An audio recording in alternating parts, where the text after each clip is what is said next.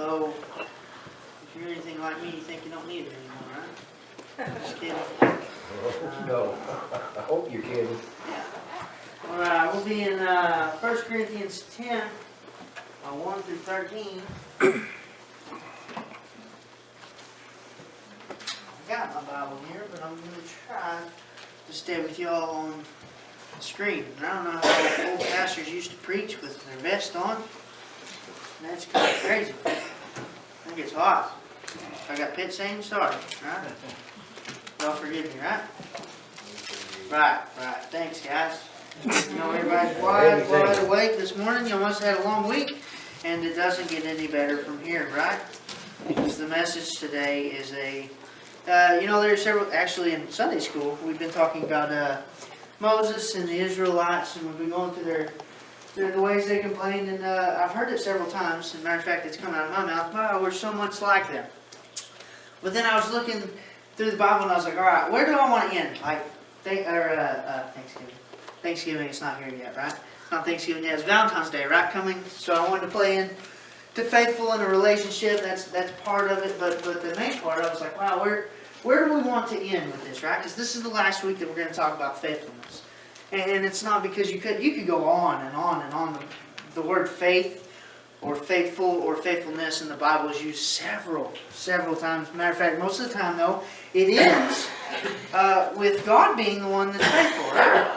Most of the time, actually every time, right? Even when we are faithful, it's through Him that we are faithful, right? So that's where we're going to end today, is through Him. So I was talking, and the number one thing that comes out when you're talking about the Israelites and Moses is that, wow, we're a lot alike them, right? Everybody says that, and they complained, and then they complained some more, right? That's where we're at. And then they were unfaithful so many times, but God provided a way, right? Even up to the point where Moses was unfaithful in the way he did something, right? God still provided. He tells Moses, go to the rock, make the rock turn into water through me, right? They're going to ask for a drink. And Moses is so fed up with the Israelites that they've complained. He gets there and he strikes the rock and it turns to water, right? God was faithful in His promise that the rock would turn to water. Because Moses would look really dumb if he was like, turn to water! And he hit the rock and it was still a rock, right? He'd look really dumb. Look really cool if it turned to water though, right? And the rock turns to water. But through that unfaithfulness of Moses, who had led these complainers time and time again all the way up, he doesn't get to see the promised land, right? And I feel for Moses in that time, because there are a lot of times when you're leading people, and there's so many people that say, well, why? They ask me, they want to, when you tell somebody you're a pastor, the first thing they want to do is ask you the most far out there question that they can think of, right? Well, can you tell me that there's not aliens in the Bible? I'm like, what? What does that have to do with? And I'm like, okay. No, I can't tell you that, right? I can't. No, they ask me some far out there theology question that they don't know themselves either, but they know it's a really hard question to answer, right? And I'm like, I don't know, right? And they think it's weird for a pastor to say that. The thing is, I don't have all the answers, right? But there are some things that I know. I know that God is faithful, right? And then through us being faithful, right, He can provide ways, right? He can provide. But God is always faithful.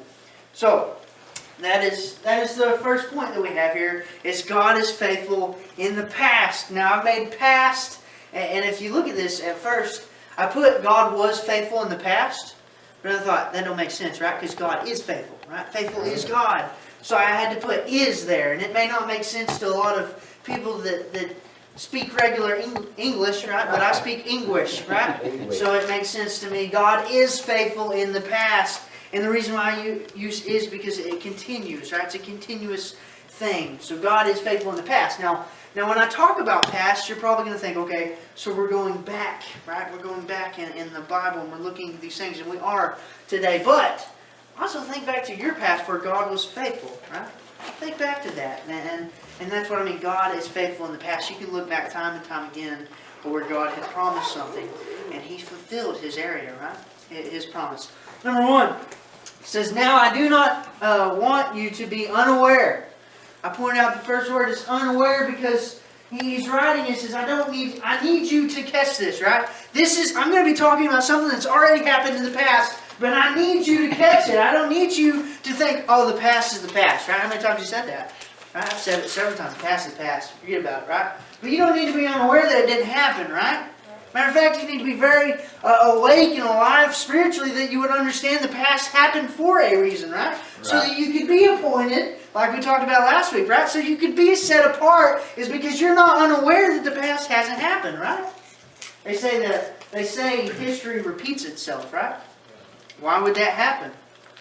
That's because we forget the past has happened, right? We go back into the same areas. And we're going to do that with the Israelites today. Though we are in the New Testament and we're not in the book of Exodus, we're going to see a lot of things that they did in the New Testament because it was meant to be used as an example, right? Brothers and sisters, that our ancestors were all under the cloud. Under the cloud. If you look back to the Israelites, they were following the cloud, right? When it stopped, they stopped. When it moved, they were on the move, right? And we say, wow, that'd be really cool to know exactly where God is to lead you, right? But many of them were complaining because the cloud stayed too long. The cloud was moving too fast, right? They complained about everything of the cloud. And here's where the cloud was who? Who was the cloud? It was God, right? God was the cloud. And here's where I find myself. I'm a lot like the Israelites, right? And I'm going to point that out time and time again because I want you to go, yeah, that is kind of like me. I sound like that, right? So that in the end I can point out that it's bad to be like the Israelites, right? Under the cloud. So there's a lot of times when God's moving and He's not moving fast enough, right? That's the biggest thing today. It's not that He's not moving or that He would move too fast, right? Or that we would camp too long. It's that we've been sitting and we've been praying for something to happen, but in our mind, it wasn't that the cloud would just move, right? Here's the difference in the Israelites. They just wanted the cloud to move, right?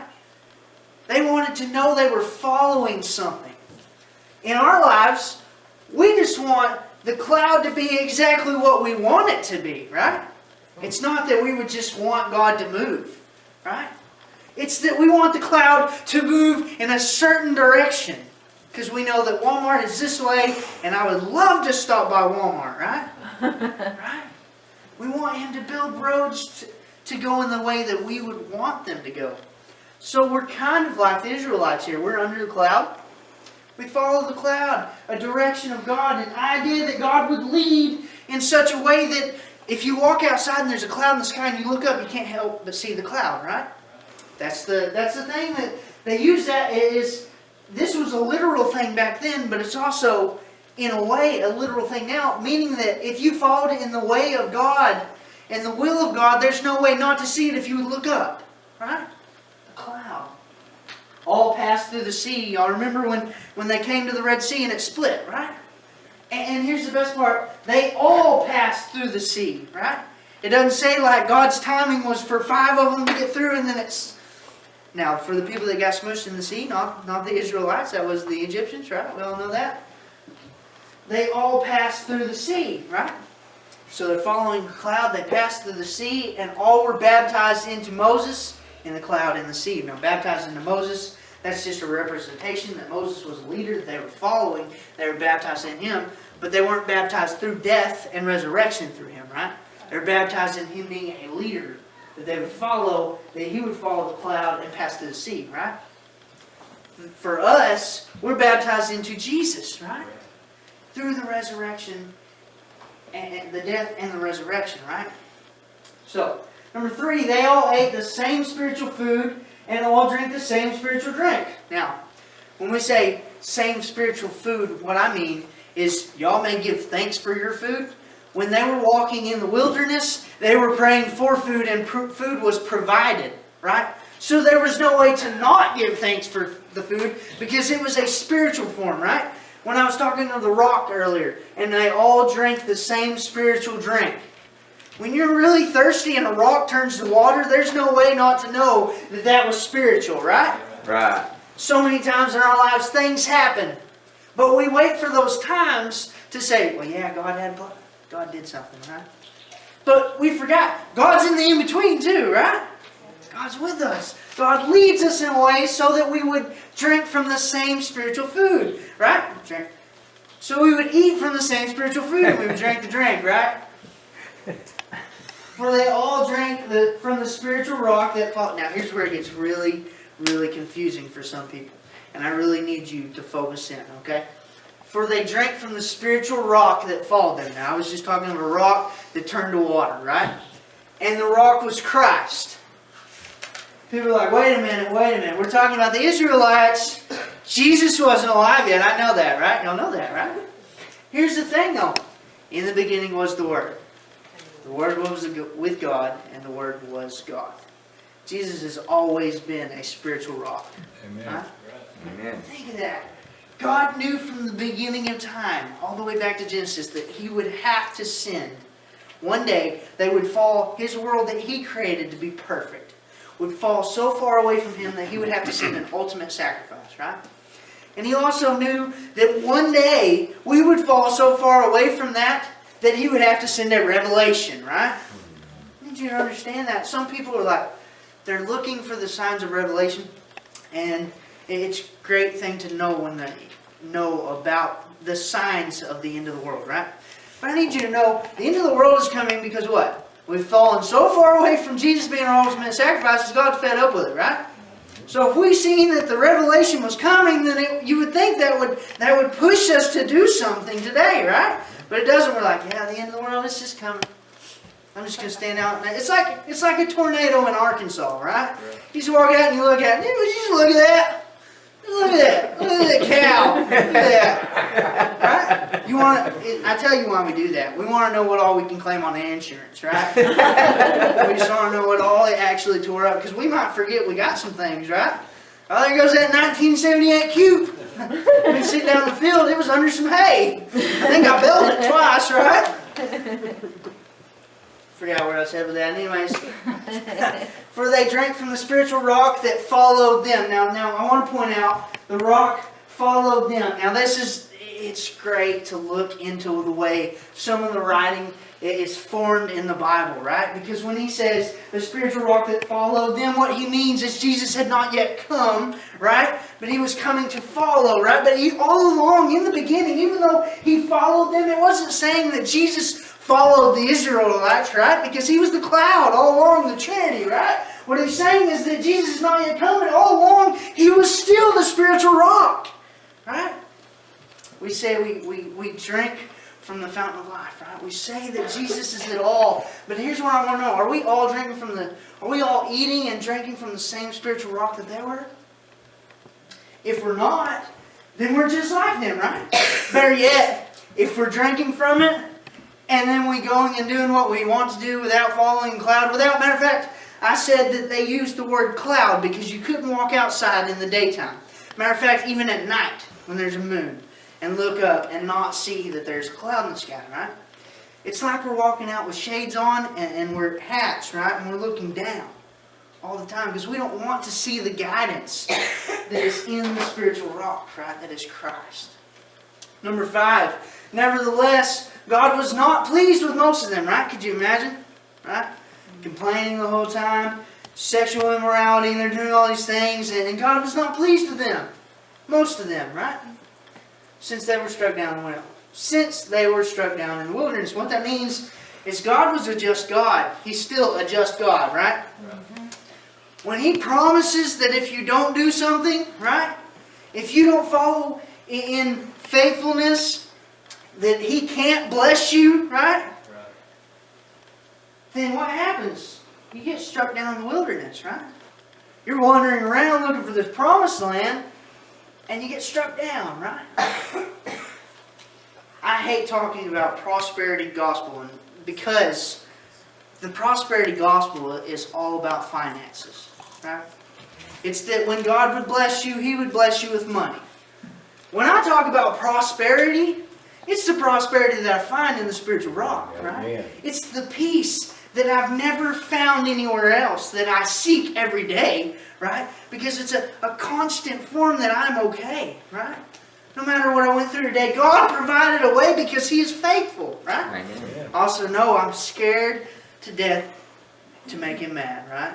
Because He's a just God. And He struck them down in the wilderness, and they were His chosen people, right? Yeah. He chose them to be led and to do great things. Matter of fact, they led another nation into death, right? Have you ever thought about that? They split the Red Sea. They walk across. Another nation walks right into their death. All because He chose them, right? He chose you, and you want to know why we're not leading nations to death, per se? Because we're letting the other nations rule us, right? When I say nations, what I mean is I don't literally mean we want the Egyptians that are the people that live over and across seas or across town. We don't literally want to lead them to death, right? We're not leading them to life, so where are they going? Death, right? It's crazy when you begin to look at Scripture as if it was alive, right? Examples. That's what our next point is, examples. That's all I could put. Because we talk about the Israelites, and I said, there are so many times that I've said it myself, man, we're so much like the Israelites. And I forget that the Scripture was even here. And it plainly says that they were made to be examples so that you would not do, right? Number 6, now these things took place as examples for us, right? When you say an example, there are two different ways you could look at this. Number 1, an example could be so that you do not do that, right? Or you could be like, no, examples means like they were just trying to use that as a life learning lesson, and you could still do that. And you can because you have free will, right? That is not the example that I know of in a just God that is faithful, right?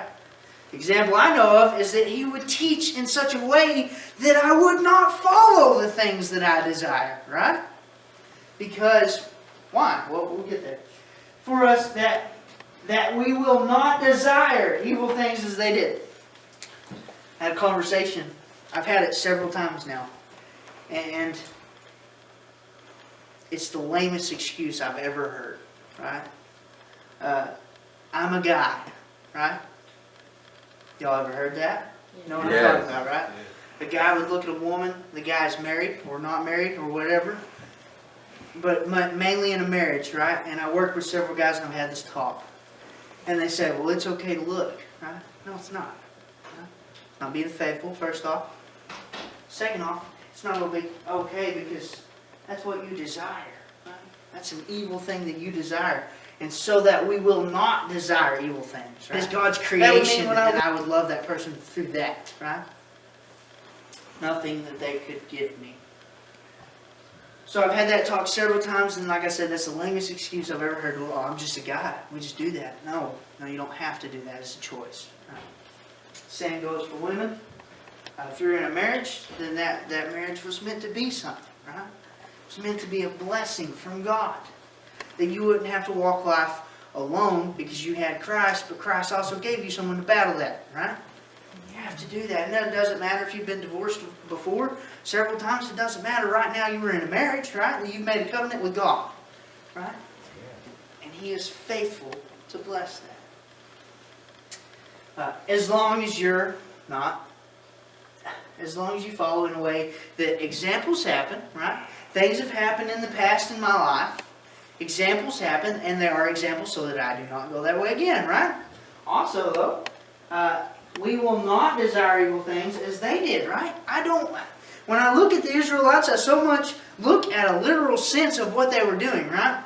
Well, they complained. Well, they weren't just complaining. I promise you, they weren't just complaining about water because they just, went a day without a drink. They probably went several days without a drink. And I promise you, I'd probably complain, all right? Oh, yeah. But the thing is, I know that I don't go a couple hours, but sometimes I'm going down the road, I get thirsty, and boy, I'm hangry, right? You ever seen those Snickers commercials? Angry. Right? They get hangry and they turn into Betty White and all kinds of different people, right? Boy, what to live a life like her, right? She's been alive a long time. I'm sorry if you're close to the same age as her. So what happens is we desire these evil things that they did because we look at a literal sense rather than a perspective that the Israelites were chosen as were I, right? They were chosen and appointed people to rule the world, right? To walk towards a promised land, to have an adventure, right? Right now, are you not headed towards a promised land? Amen. If you're not, you need to come talk to me at the end of service, right? When you get there. Because right now it's an adventure to get there, and there are trials and tribulations, but when we are faithful to God, God is faithful and just to rule. He rules the world, right? We have to begin looking at Him like He is a ruler. Don't become idolaters. We talked about this, and people really don't look at what this really means, right? We think, well, I'm not putting things above God, but I want you to think of some stuff that you may be putting above God, right? I'm going to give you an example. Church, right? If church is more spiritual in your life than your spirituality, something's wrong, right? I'm just going to put that out there for you to think about. Yeah. So, food. Matter of fact, Baptists were terrible about this. How many times have you fasted in the last year? Right? We're like, fast? I'm not very fast anyways, right? I'm pretty chubby, I'm pretty slow, right? When I say fast, I mean to go without food for God, right? To show God that you don't need. A man must not live by bread alone, right? The bread of life, right? And I'm going to be the first one to say I didn't fast any last year. I'm just going to put that out there if you couldn't tell, right? If you couldn't tell, I'm going to put that out there. So I want you to think of that. So are you putting food above God when God said man must not live by bread alone, right? That's an idol, right? And we're like, no, I don't pray to the food. Well, that doesn't mean that you're not making it an idol in your life, right? Money. Here's what's crazy. We go to work, if you work a normal job, and I mean normal, 40 hours a week, 5 days. Now you get 5 days, 8 hours a day to work. Money. How many hours do we give to God on Sunday? Most of us is one. We might be back tonight, right? I'm not encouraging you that you have to be in here, right? I'm just throwing out some ideas of what it really looks like to be an idolater, right? Several other examples, right? Several. When spirituality doesn't lead you somewhere, and you couldn't go without it, right? It takes money to make the world go round, right? You all know that? You can't just decide one day you're not going to go to work for a week and it'd be okay unless you have vacation. You put in for that, right? Mm-hmm. If you're like me, there's no such thing as a vacation because you work for yourself, and that would be bad, right? I don't get paid for my vacation. Unless y'all got that. Y'all got that? I'll take up a special offering today. Y'all pay for my vacation, right? So idolaters, as some of them were, right? Okay, so first off, it says all of them made it through the sea, right? All of them was led by the cloud, and then it says, so that we will not desire evil things as they did. Now, and the reason why I'm pointing this out, as they did, is because it points out, it doesn't say as some did, right? As they did, right? Don't become idolaters as some of them were, right? It's saying some of them, evil desire leads to several different things, right? And we look at, well, I have no such thing as an evil desire. That's baloney, right? Not because you're a man or a woman or human, right? It is because you're human. We're going to get to that. So, as is written, the people sat down to eat, to drink, and got up to party. What this means is they would sit down, they would give thanks to God, right? And then they would say that, oh, we're religious people. As if this was put in today's word, I go to church on Sunday, right? And then I'm on the club on Saturday, though, right? Right? In places where I shouldn't be. And what's crazy about this is the way he wrote this. They sat down to eat, right? More or less what he's saying now is when they were sitting down, it was for God, right?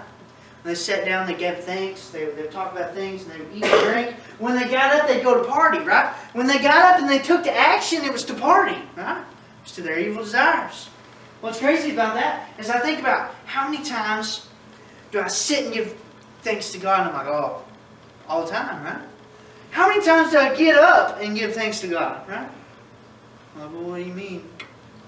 I'm not saying that you literally stand up. It's a call to action, right?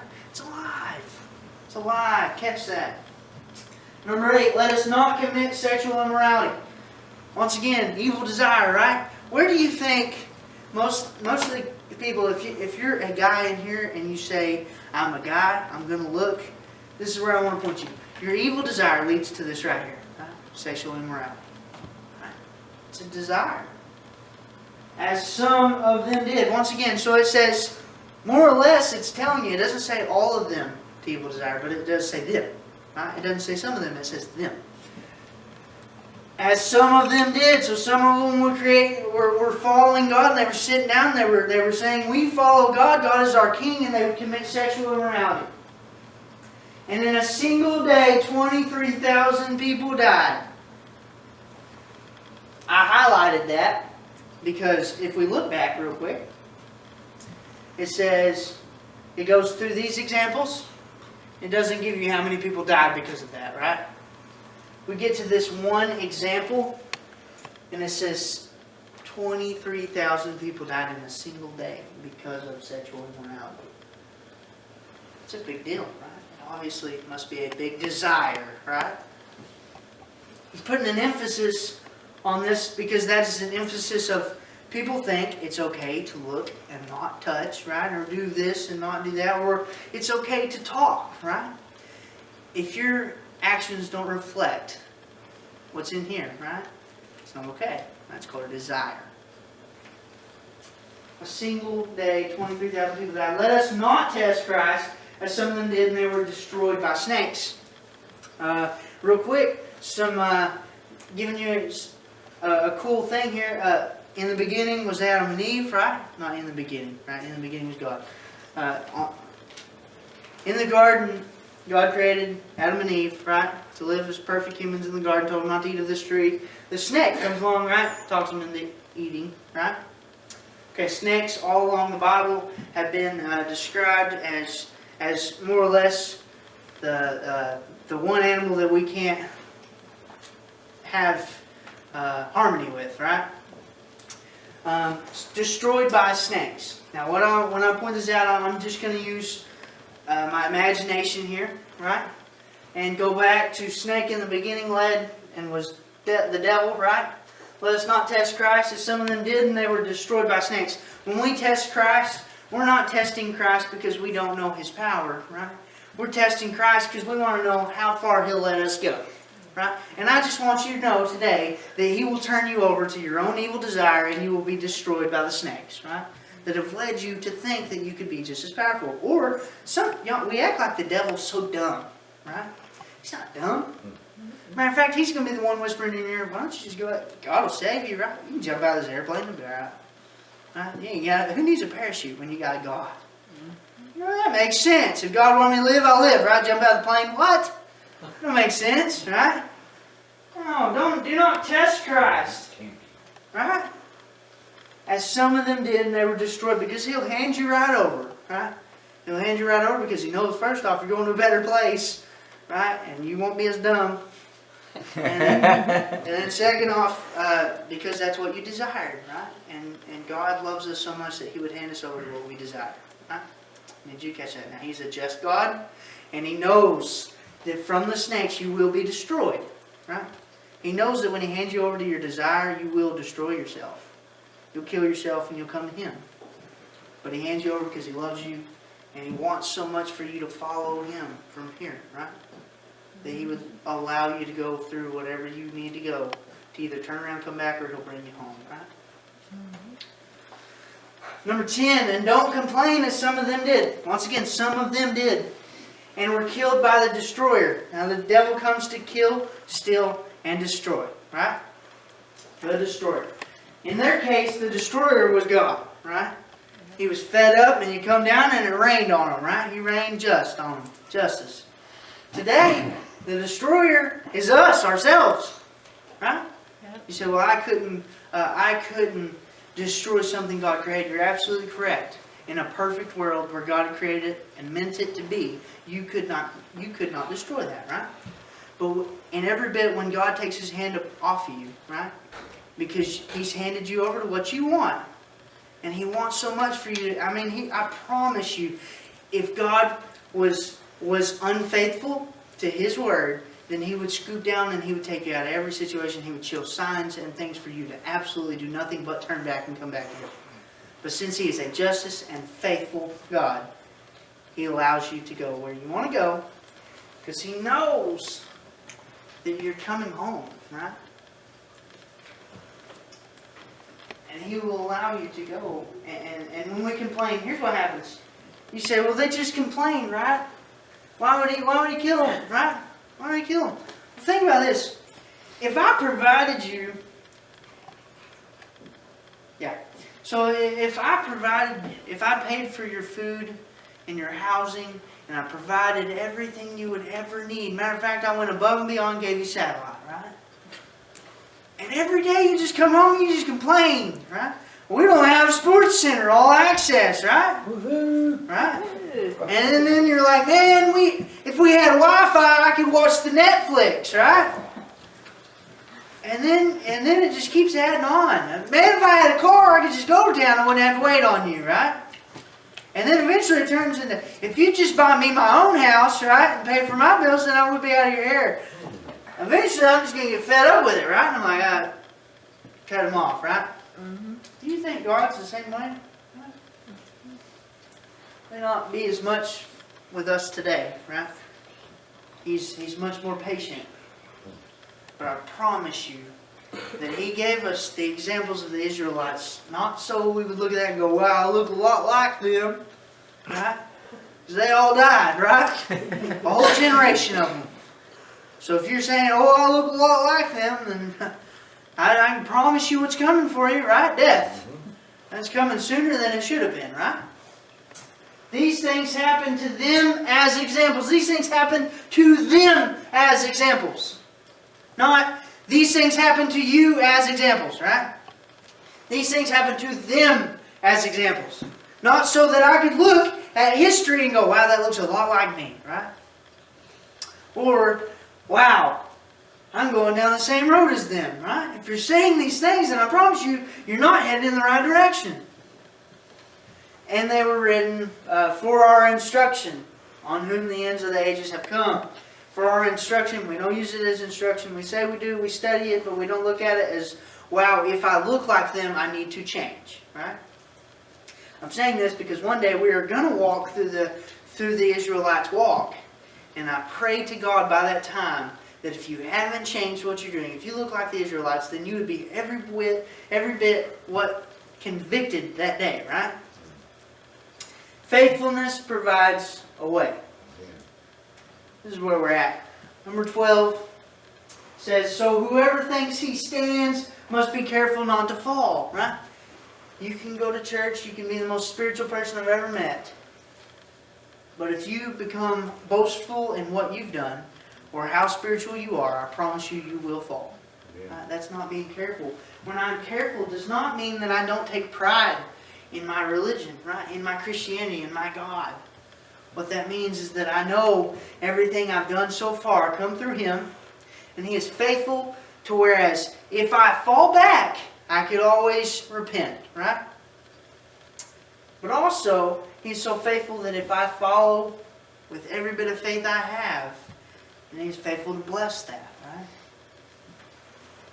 Be careful not to fall, right? Number 13, and this is where we end, these last two verses, and this is the most important part. It says, no temptation has come upon you. You're like, wait a minute, I've been tempted several times, right? Well, we haven't read it all yet, except what is common to humanity.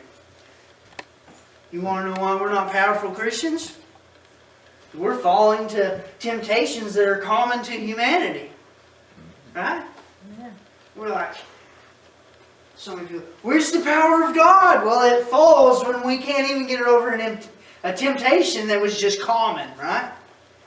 You're married to a woman, you're married to a man. You don't look at another woman like you would your man or woman, right? We can't even get over that. Right? Can't get over that hump. God never even meant that to be a temptation, right? God meant a temptation is like where the devil really has to try to get me to fall, right? Where, matter of fact, every day when I wake up, the devil wakes up, right? If he was to sleep, he would wake up and he'd say, I know who we're going after today because he's gonna make all hell, he's gonna take people from me, right? We don't live in that world because we fall to common things. Right? Yep. Like I said, don't just pray 3 times a day because that's what you've been told. Pray 3 times a day because you feel led to pray. Right? Well, I don't feel led. Well, then something's wrong, broken. Connect the wire, right? If the light right here goes off, but the rest of them are on, I'm going to check this light, right? Something has to happen. Something has to give, and we have to quit falling to the temptations that weren't meant to trip us up, right? These are just common things. If you look back to the story of Adam and Eve, that's because they had real temptation. When I say real temptation, first off, a snake was talking to them, right? That's pretty cool, right? If an animal begins to speak, I'm going to listen, right? I've watched cartoons and they're entertaining when there's an animal speaking, right? Same thing goes if my dog starts talking to me, I'm going to listen, right? Just because it's not normal. But the next part of that is, they were tempted to be like God. Right? He said they would see things as God. Could you imagine being tempted? Not just like, oh wow, you might get to sleep with that, right? But rather, wow, you could be as powerful and ever-knowing as God. You would know what's to come, right? You would know what the lottery numbers are. I'm like, I'm done. Deal. But rather than we're stuck in common things. Man, it blows my mind, and it makes me so sad for Christians today, right? For myself, that I would be tripped up in such a manner that the devil really ain't even got to worry about me, right? Just fall into common things. But God is faithful. He will not allow you to be tempted beyond what you are able. We take this and we twist it around to what it means, right? A common thing to humanity was not something that we could not handle, right? Matter of fact, when I say common to humanity, when you're born with a conscience, right? These are the common things that would go, hey, don't do that. Hey, don't rob that bank, right? You probably shouldn't do that. And we fall. And then we're going to talk about God is faithful. So someone's talking about a trial. And people's like, yeah, God won't allow you to be tempted past what you can handle. Wait a minute. Let's finish the whole verse before we talk about it, right? But with the temptation, He will also provide a way out so that you may be able to bear it, right? That means when you are tempted, He says, beyond what you were able, right? This means God is so faithful that every temptation that would come, either you are able to handle or He is able to handle, right? But here's where we fall. We don't know the difference in the two. Right? If it is anything less than what is common, or anything more than what is common, right, it would have to come through God. Right? Because uncommon things we are not prepared for. But apparently we're not prepared for common things, right?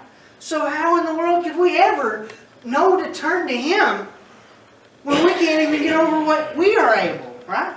What He's invested in us. He's faithful. He will not allow you to be tempted beyond what you are able.